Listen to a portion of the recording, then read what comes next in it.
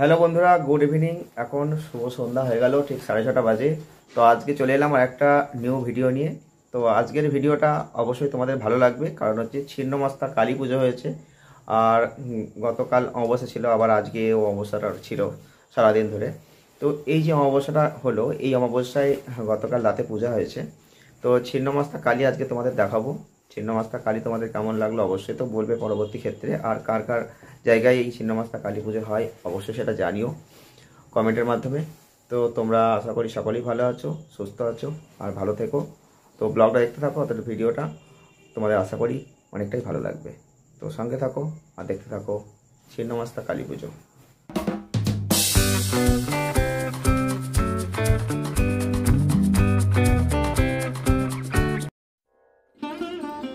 তো আমরা একদম চলে এসেছি একদম ছিন্নমস্তার মন্দির, যেখানে ছিন্নমস্তার যে পুজোটা হয়েছে দেখতেই পাচ্ছ। এই হচ্ছে ঘর আর এই হচ্ছে রাস্তা। এটা শান্তিপুর একদম থানার কাছাকাছি এই জায়গাটা কিন্তু আছে।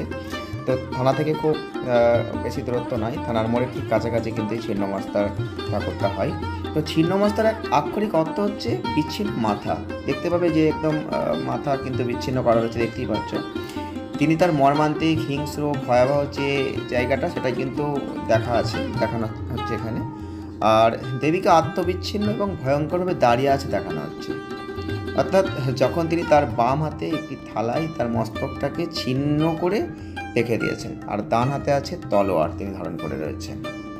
অর্থাৎ এই ছিন্ন মস্তকে মাঝে মাঝে কিন্তু কাম অর্থাৎ যৌন আকাঙ্ক্ষার ঈশ্বরও কিন্তু বলা হয়, এবং তার যে স্ত্রী তার রতির উপর দাঁড়িয়ে রয়েছে এটা দেখানো হচ্ছে, দেখতেই পাচ্ছ।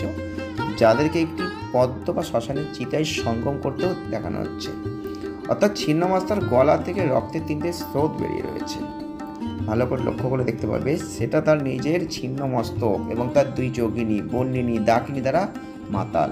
তাদের 3জনই নগ্ন, এলোমেলো চুল আর ঘুড়ির মালা পরিয়ে কিন্তু চিত্রিত করা আছে। তো এটাই হচ্ছে ছিন্নমস্তা, এটাই কিন্তু শান্তিপুরে এই সময় হয়। তো তোমরা অবশ্যই দর্শন করছো যে ছিন্নমস্তা মা। আর তোমরা যদি কেউ দেখতে চাও অবশ্যই আসতে পারো।